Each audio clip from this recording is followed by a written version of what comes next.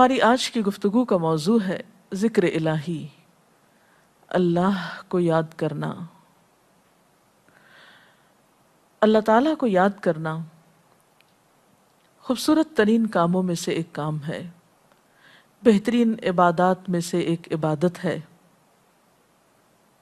قرآن پاک میں اللہ تعالیٰ اس کے بارے میں فرماتے ہیں وَلَذِكْرُ اللَّهِ أَكْبَرُ، اور اللہ کا ذکر بہت بڑا کام ہے، بہت اچھا کام ہے۔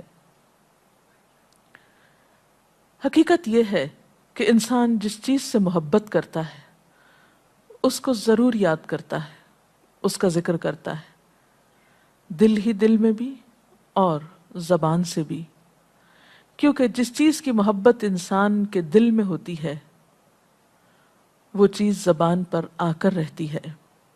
یہ ہو نہیں سکتا کہ ہم اللہ تعالیٰ سے محبت کرتے ہوں، دل میں اس کو یاد کرتے ہوں، پھر زبان سے اس کا ذکر کرنا بھول جائیں۔ ذکر الہی تو بندہ مومن کی زندگی میں غیر محسوس طریقے سے شامل ہو جاتا ہے۔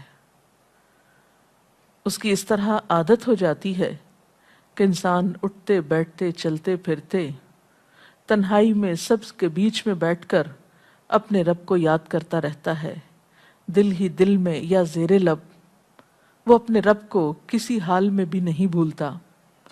اور بھولے بھی کیوں؟ اس لیے کہ اس کی ذات پر رب کے احسانات ہر ایک سے بڑھ کر ہیں، اس کی نگاہیں ہر طرف رب کے کمالات دیکھتی ہیں، وہ ہر طرف رب کی نعمتوں کو دیکھ کر سرشار ہوتا رہتا ہے۔ وہ جس طرف بھی نظر اٹھاتا ہے وہیں اس کو رب کی قدرت اور تخلیق نظر آتی ہے، اپنے سامنے، دائیں بائیں، اوپر نیچے، ہر طرف زمین آسمان، جو کچھ بھی بنا ہوا ہے، جو کچھ بھی پھیلا ہوا ہے، وہ سب اس کے رب کا بنایا ہوا ہے۔ پھر وہ اس رب کو کیسے بھلا سکتا ہے؟ قرآن پاک میں اہل ایمان کو ذکر کرنے کی تلقین کی گئی ہے۔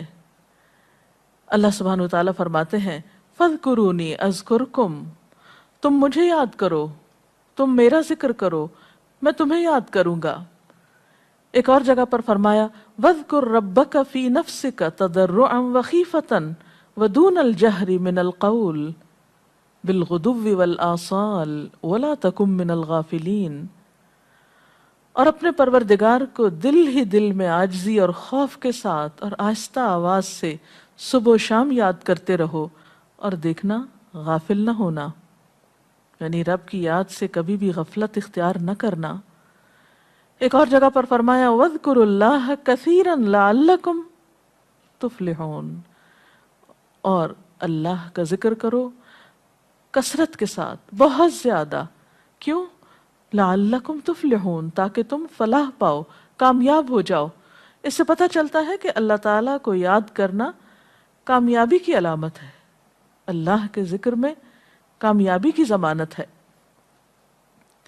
مومن مردوں اور عورتوں کی صفت قرآن پاک میں یہی بیان کی گئی ہے کہ وہ بہت زیادہ اللہ کا ذکر کرنے والے ہوتے ہیں۔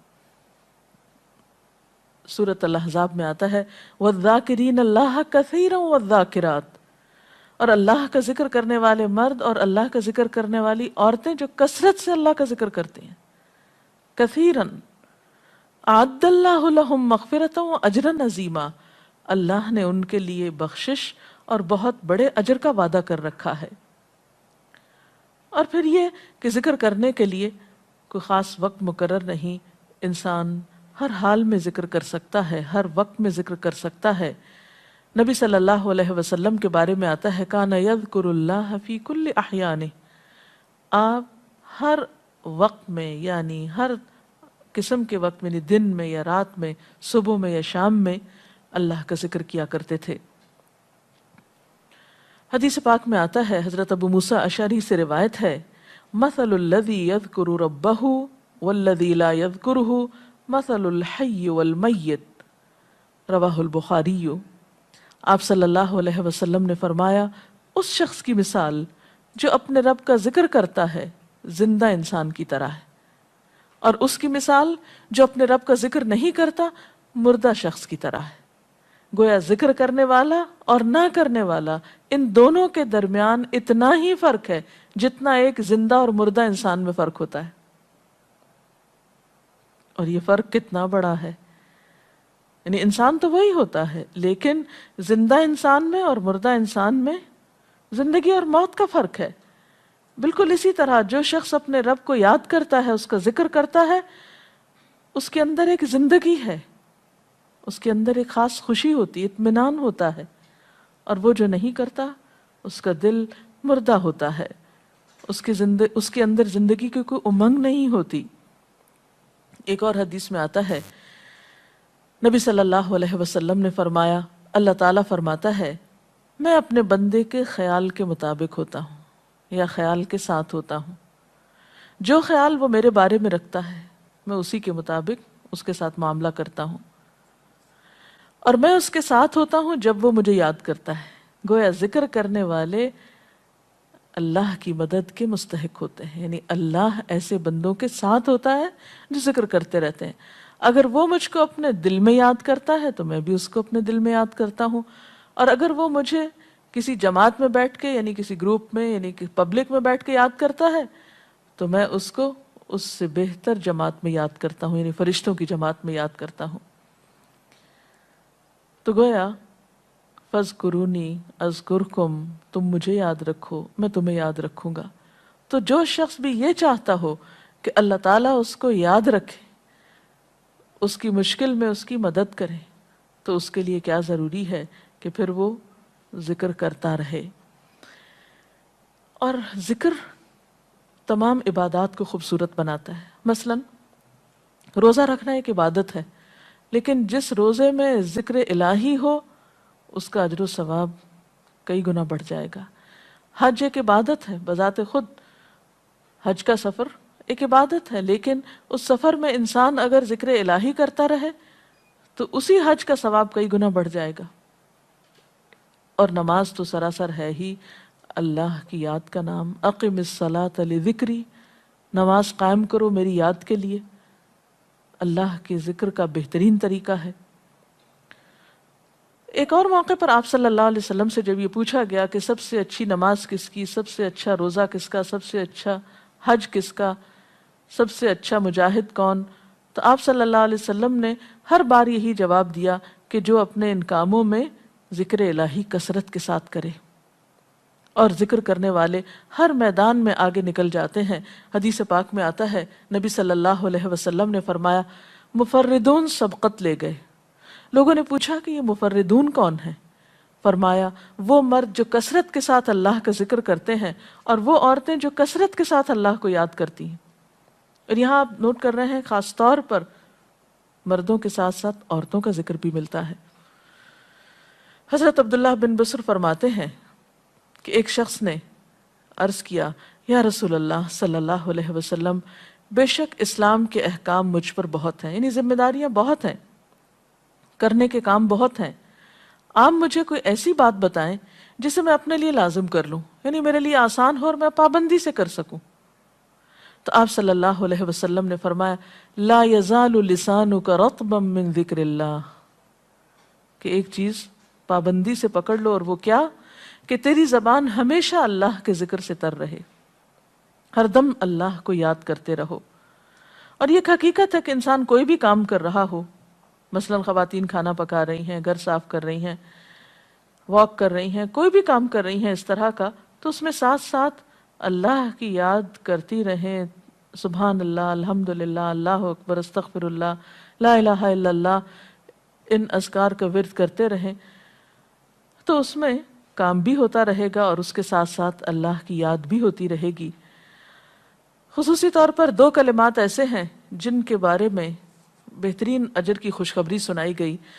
آپ صلی اللہ علیہ وسلم نے فرمایا کلمتان، دو کلمات ایسے ہیں خفیفتان علی اللسان، جو زبان پہ بہت ہلکے ہیں، یعنی پڑھنے میں کچھ مشکل نہیں، ثقیلتان فی المیزان، میزان میں بہت بھاری ہیں، حبیبتان الی الرحمن، رحمان کو بہت محبوب ہیں. اور وہ کیا ہیں؟ سبحان اللہ و بحمدہ، سبحان اللہ العظیم.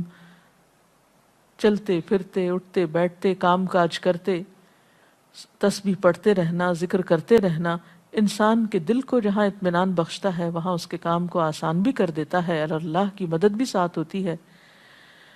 اور قرآن پاک میں ایسے لوگوں کے لیے خوشخبری ہے، الا بذکر اللہ تطمئن القلوب، سنو اللہ کے ذکر سے دلوں کو اطمینان ہوتا ہے۔ اور ویسے بھی میزان میں بہت بھاری نیکی ہے۔ ایک حدیث میں آتا ہے کہ رسول اللہ صلی اللہ علیہ وسلم نے لوگوں سے پوچھا، کیا میں تمہیں نہ بتاؤں کہ تمہارے اعمال میں سب سے اچھا عمل، سب سے پاکیزہ اور تمہارے درجات کو سب سے زیادہ بڑھانے والا، اور جو تمہارے لیے سونے چاندی کے خرچ کرنے سے زیادہ بہتر ہو، اور اس سے بھی بہتر ہو کہ تم اپنے دشمنوں سے ملو، ان کی گردنیں تم مارو اور وہ تمہاری گردنیں مارے، تو کیا ایسا عمل نہ تمہیں بتاؤں؟ صحابہ نے عرض کیا، ضرور یا رسول اللہ صلی اللہ علیہ وسلم، ہمیں ایسا عمل بتائیے۔ تو آپ نے فرمایا، وہ اللہ کا ذکر ہے، یعنی تمام اعمال میں وہ سبقت لے جاتا ہے۔ اسی طرح ایک اور حدیث میں ہے، رسول اللہ صلی اللہ علیہ وسلم نے فرمایا کہ جب بھی کچھ لوگ بیٹھتے ہیں اور وہ اللہ کا ذکر کرتے ہیں، یعنی کسی مجلس میں اکٹھے ہو کر بیٹھتے ہیں، تو اللہ کی رحمت ان کو ڈھانپ لیتی ہے، ان پر سکینت نازل ہوتی ہے، اللہ تعالیٰ ان کا اپنے ہاں ذکر کرتے ہیں۔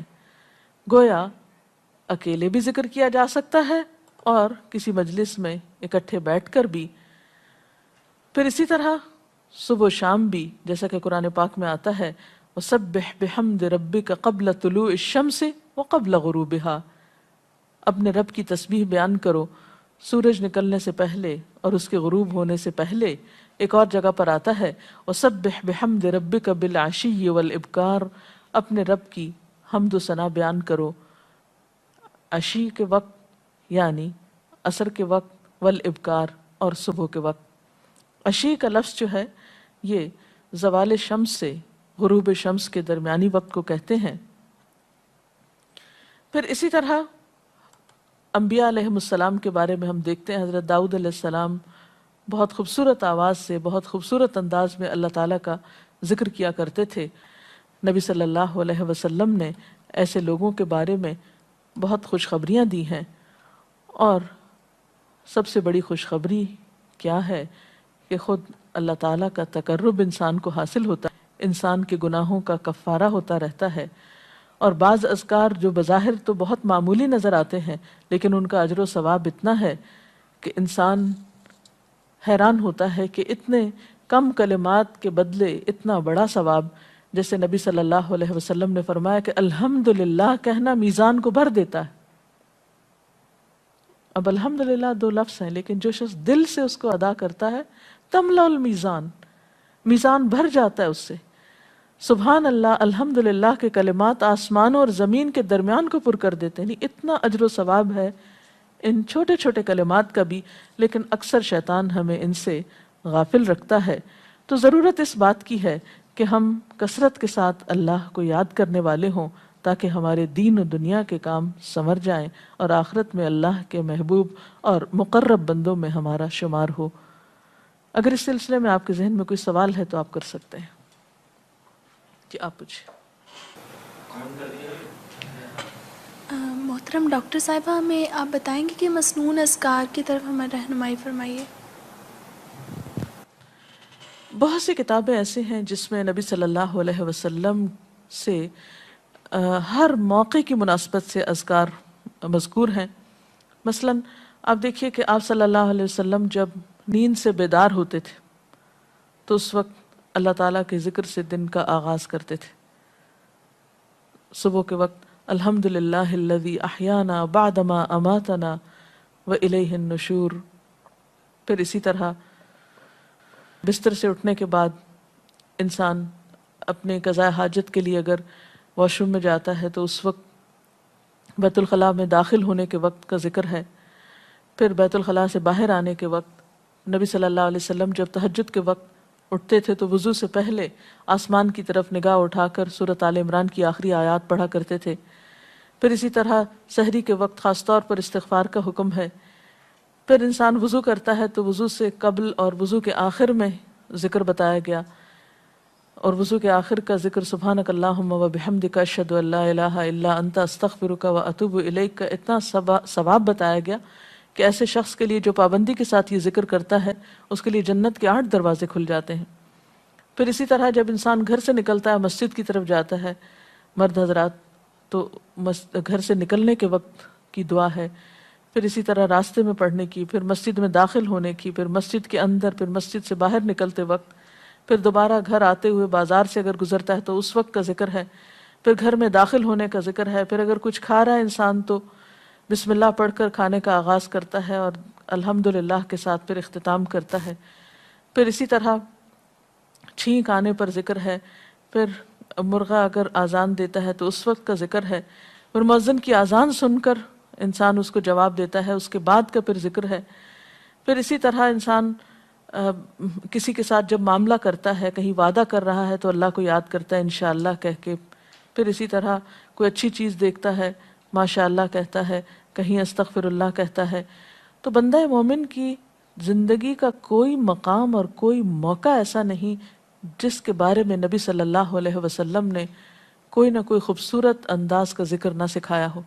حتیٰ کہ انسان شام ہوتی ہے تو پھر صبح و شام کے اذکار ہیں، پھر اسی طرح ہر نماز کے بعد کے اذکار ہیں، تسبیحات ہیں، پھر بستر میں جاتے وقت کی دعا ہے، پھر اسی طرح اگر آپ کسی بیمار کی عیادت کرنے کے لیے گئے ہیں تو اس وقت کی دعا ہے، اگر کوئی بیمار ہو جاتا ہے تو اس کے اوپر پڑھی جانے والی دعائیں ہیں۔ یعنی کوئی بھی زندگی کا گوشہ ایسا نہیں جس میں ذکر الہی کی طرف ہمیں متوجہ نہ کیا گیا ہو۔ اور حقیقت یہ ہے کہ انسان جب اس دنیا سے رخصت ہوتا ہے اور اگر لا الہ الا اللہ پر اس کی موت آتی ہے تو انشاءاللہ اس کے لیے بشارت ہے جنت میں جانے کی، لیکن یہ اسی وقت ہو سکتا ہے جب ہم اپنے عام حالات میں ذکر کے عادی ہوں۔ یہ نہیں ہو سکتا کہ عام طور پر ہم غافل رہیں اور اچانک موت کے وقت ہمیں یاد آ جائے۔ اور بات یہ ہے کہ جس خیر پر انسان دنیا سے رخصت ہوتا ہے اسی پر پھر قیامت کے دن اٹھایا جائے گا، اس لیے ذکر کو اپنی عادت میں شامل کر لینا چاہیے۔ جی آپ پوچھیے۔ ذکر اور دعا میں کیا فرق ہے؟ کیا دعا بھی ذکر میں شامل ہے یا ذکر اور دعا دو مختلف چیزیں ہیں؟ ذکر اور دعا دونوں ایک ہی چیزیں ہیں۔ ذکر کا مطلب ہے اللہ کو یاد کرنا۔ بعض اوقات انسان صرف دل میں یاد کرتا ہے، زبان سے نہیں بھی دہراتا تو وہ بھی ذکر شمار ہوتا ہے۔ بعض اوقات انسان کوئی مسنون کلمات کہتا ہے، بعض اوقات اللہ تعالیٰ کی تعریف اپنی زبان میں بیان کرنا، یہ بھی ایک طرح سے ذکر کرنا ہوتا ہے۔ اور دعا میں خاص طور پر کسی چیز کا مطالبہ کیا جاتا ہے، یہ کچھ مانگا جاتا ہے اللہ تعالیٰ سے۔ یعنی ہر دعا ذکر ہے لیکن ہر ذکر دعا نہیں ہوتی۔ ذکر کی کئی قسمیں ہیں جن میں سے ایک دعا بھی ہے۔ جی آپ پوچھیں۔ کیا ذکر کے لیے ہر وقت باوضو رہنا ضروری ہے؟ ذکر کے لیے ہر وقت باوضو رہنے کی شرط نہیں ہے۔ قرآن پاک میں اللہ تعالیٰ فرماتے ہیں الذین یذکرون اللہ قیاما وقعودا وعلی جنوبہم ویتفکرون فی خلق السماوات والارض ربنا ما خلقت ھذا باطلا سبحانک فقنا عذاب النار۔ وہ لوگ جو اللہ کو یاد کرتے رہتے ہیں کھڑے ہو کر، بیٹھ کر، لیٹ کر، اپنے پہلوؤں پر، اور کائنات میں غور و فکر کرتے رہتے ہیں، کہتے ہیں کہ پاک ہے تو اے ہمارے رب، ہمیں آگ کے عذاب سے بچا۔ تو اس سے یہ پتہ چلتا ہے کہ انسان بیٹھ کر، چلتے پھرتے اور لیٹ کر بھی اللہ کو یاد کر سکتا ہے۔ اب لیٹنے کی حالت ایسی جس میں سونا بھی شامل ہے، تو سوتے ہوئے اگر انسان ڈر جائے یا کوئی برا خواب ہے تو اس وقت بھی ذکر کرنا، مسنون ذکر موجود ہے۔ یعنی اس وقت بھی نبی صلی اللہ علیہ وسلم نے دعا مانگنے کا طریقہ بتایا کہ اب کیا پڑھو، تاکہ تم اس خواب کے خوف سے، اگر کوئی ناپسندیدہ خواب ہے تو اس سے باہر آ جاؤ۔ تو اب آپ دیکھیں کہ سو کر تو وضو باقی نہیں رہتا، اور اگر اللہ کی یاد کے ساتھ ہر وقت باوضو ہونے کی شرط ہوتی تو پھر تو شاید ہی کوئی ذکر کر سکتا ہر وقت، کیونکہ ایک مشکل کام ہے۔ وضو نماز کے لیے شرط ہے، نماز وضو کے بغیر نہیں ہوتی، لیکن ذکر آپ وضو کے بغیر کر سکتے ہیں، اور اس میں درود شریف بھی شامل ہے، آیت کریمہ بھی شامل ہے۔ ہاں افضل ہے اگر آپ کو توفیق اللہ نے دی کہ آپ وضو کے ساتھ ہیں اور وضو کے ساتھ ذکر کریں، لیکن اگر باوضو نہیں ہے تو ذکر سے آپ کو کوئی چیز روک نہیں سکتی، الا یہ کہ آپ بیت الخلاء میں ہیں، اس وقت ذکر نہیں کرنا چاہیے۔ ادروائز آپ عام روٹین کے نارمل کاموں میں اللہ تعالیٰ کو یاد کر سکتے ہیں، خواہ وضو سے ہوں یا بغیر وضو کے ہوں۔ جی آپ قرآن پاک جو ہم پڑھ رہے ہوتے ہیں تو کیا ضروری ہے کہ ہم بہت پراپرلی بیٹھ کر پڑھیں یا ہم ٹیک لگا کے یا ہم اپنے بستر پہ بھی پڑھ سکتے ہیں؟